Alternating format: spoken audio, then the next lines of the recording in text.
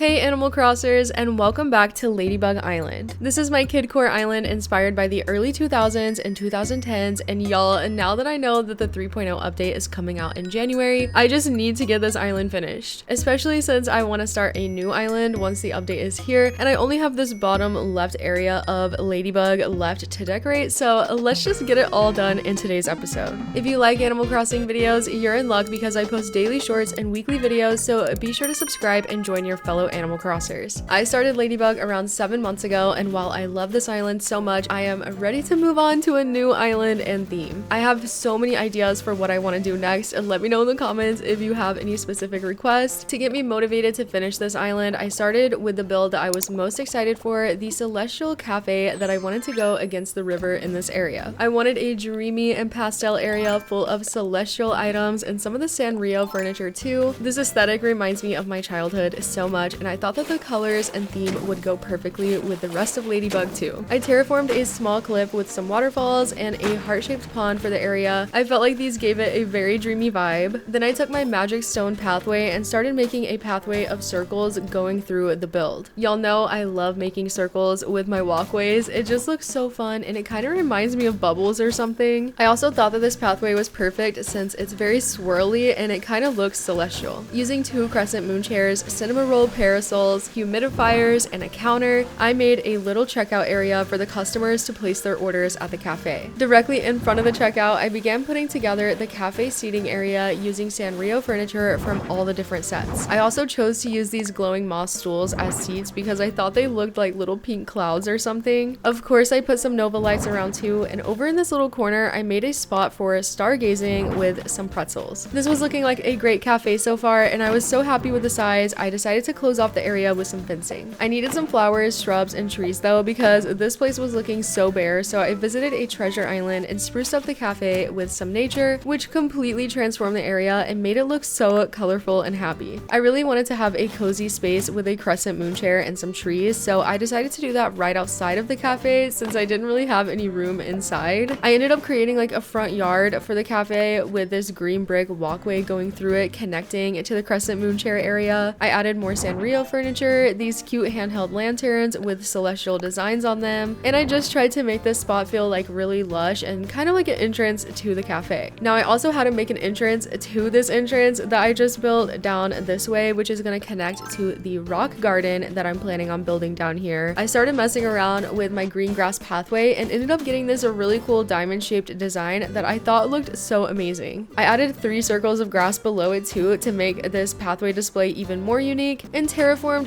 2 cliffs on either side to elevate it even more. I was loving the way this looked. It was looking so grand, and I thought it was perfect for an enchanting rock garden, but I knew that there was one thing that could make it even better: a bridge. The only problem was that I had no river in this area for a bridge to go over, and there is no way that I could make that work. I've seen other Animal Crossers just build like a pond that's just big enough for a bridge, not connecting to any river or anything, so I thought that I would just give that a try just to see if it looked good in this area. I chose the suspension bridge and placed it right here in this tiny pool of water, and when I came back the next day, I was so surprised to see how good it looked in this build. I wanted to add some waterfalls to the cliffs that I made, so I thought it would be a great idea to connect those to this little bridge pond and have some cute winding waterscaping going through the rock garden. I led the water from the pond to the cliffs, and over here I got carried away with the waterscaping and made these little shapes in the land, but I ended up removing those later, so just ignore that for now. Once I had the little streams done, I terraformed double waterfalls for each cliff, which brought together everything so nicely. This area was feeling so dreamy. This was going to be the perfect rock garden with its own celestial cafe nestled in the back. I was so happy with the build at this point. Before I started bringing in the island rocks and decorating this garden, I needed to pause and head up to this cliff over here. This needs to be decorated first so that the rocks don't try spawning here. It's the last land area besides the rock garden that needs to be decorated, and I thought it would be perfect to keep it simple with a symmetrical fountain display with some seating, especially because it leads over to my island's museum. I don't know, I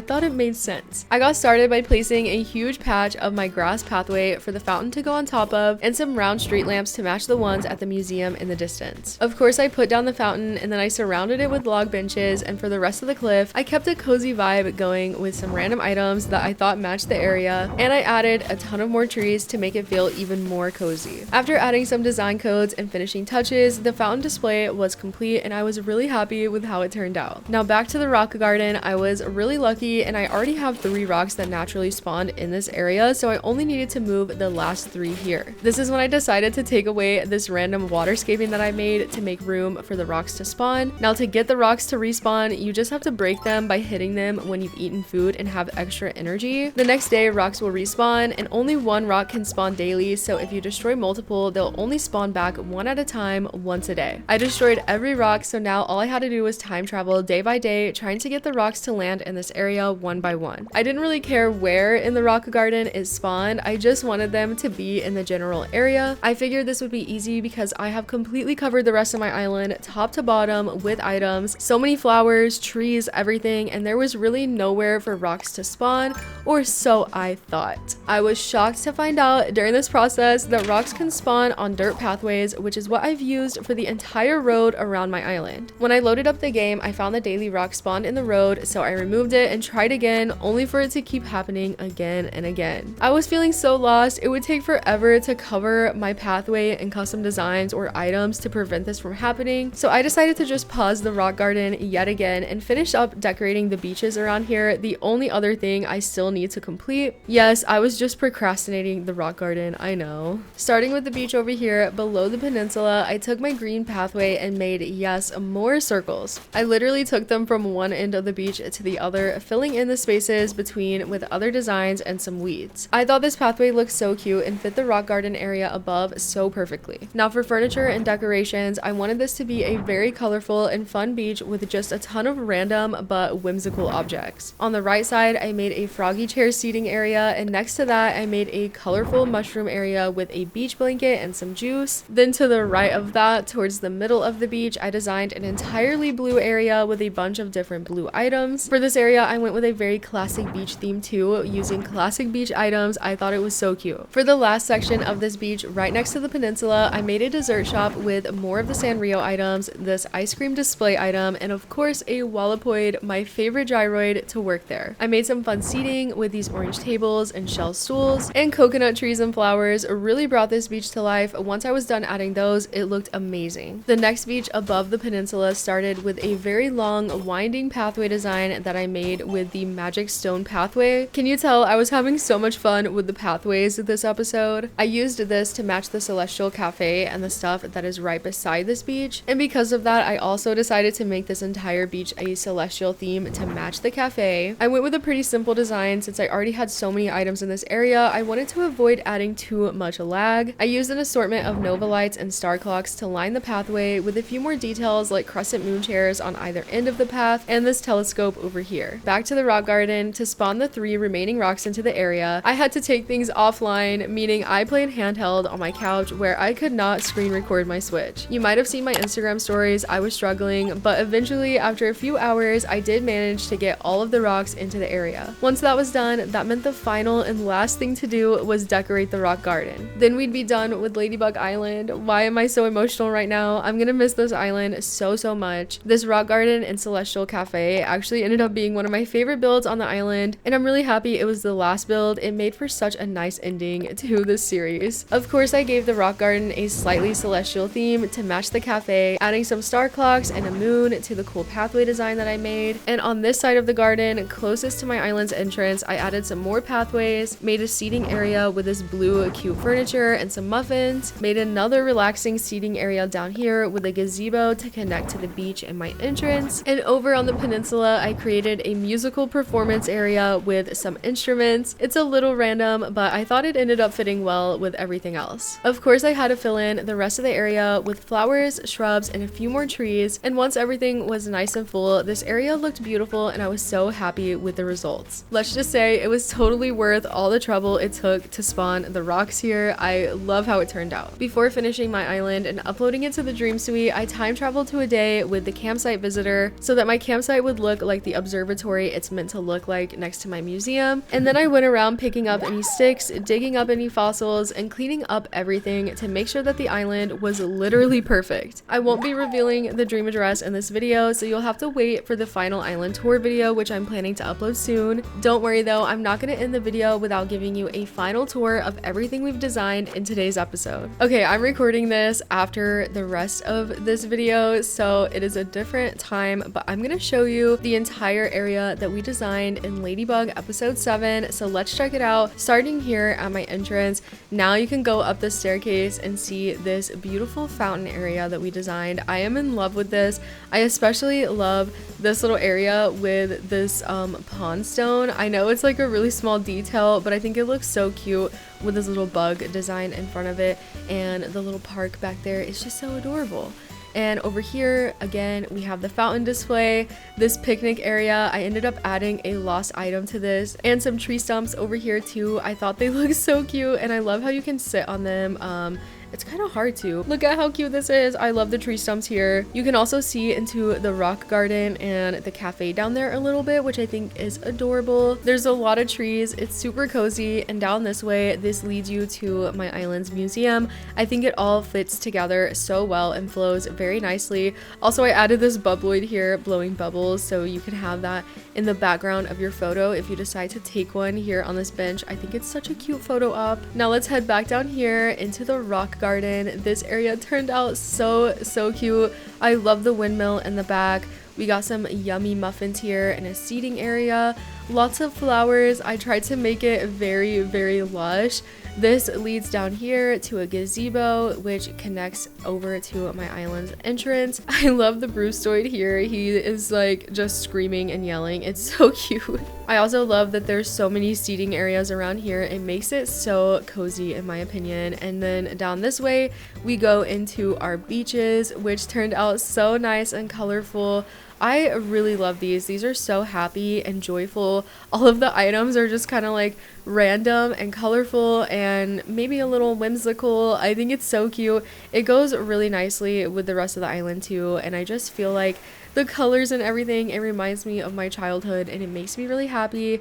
I love the blue themed area here. I think this is so cute. Also, I hope you noticed this little tiger design code in the sand. I love that one. And also the dessert shop. Oh my gosh, Gulliver is here. I hope he's not in the dream address. Oh my gosh, that'd be so bad if I saved him in the dream address. Does he show up there? Because he's kind of ruining the build here. But anyways, this is a dessert shop with the Wallapoi gyroid. He is serving some ice cream and you can take a seat here at these orange tables. Back over here, you can hop across the water and go on this bridge and see this really pretty display with the moon and the street lamps, all of the trees, and the really cool pathway design that I made. I think that this turned out really cool, and I added these ladders so that you can climb on top of the cliffs too and get some cool views. I love this so much. This is so unique.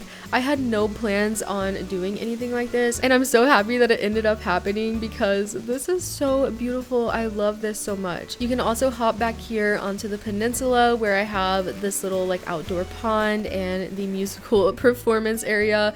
This is really random, but I think it works okay. Now let's jump back over this way and head to the Celestial Cafe that is hidden back here.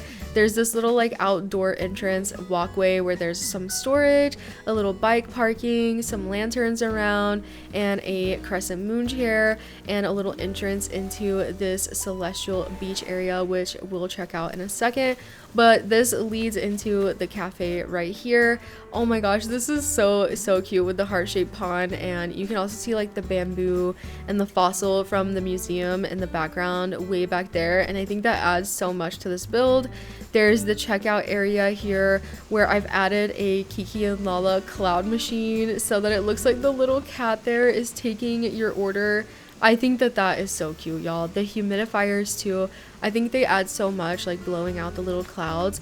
I thought that it matched the celestial vibes, and all the Sanrio furniture looks so happy. I love all the sweet treats everywhere, like the rainbow ice cream. The heart-shaped pond and the waterfalls just make it so dreamy, and I really love how this space turned out. I'll show you over here too. There's like a little stargazing spot, another gyroid back there too. I love adding gyroids on this island, and a couch here too so you can sit down. There's just so many places to sit and enjoy the island, which I love. And again, there is the celestial beach here, which just has a bunch of nova lights and star clocks and even more crescent moon chairs and a telescope so you can stargaze even more if you want to. I really hope that you enjoyed these builds. I think that they were the perfect way to end the island. Thank you all so much for joining me on this island design series. I had so much fun trying out the kidcore aesthetic. It was a really wholesome experience recreating my childhood and my favorite video game. I really can't wait to share the final tour and dream address with you all. It's gonna be so fun to see you visiting the island. I'll also be making a full movie combining every Ladybug episode just like I did with Lumi, including this one, so you might actually be watching the movie right now. Either way, thank you so much for watching this island design series, and a special thanks to my channel members for your extra support. You can actually get early access to Ladybug's dream address as a member, so be sure to check my channel post to see that. Thank you everyone for watching. Be sure to subscribe for more Animal Crossing videos and to see what island theme I try for the next design series. I'll see you next time. Bye!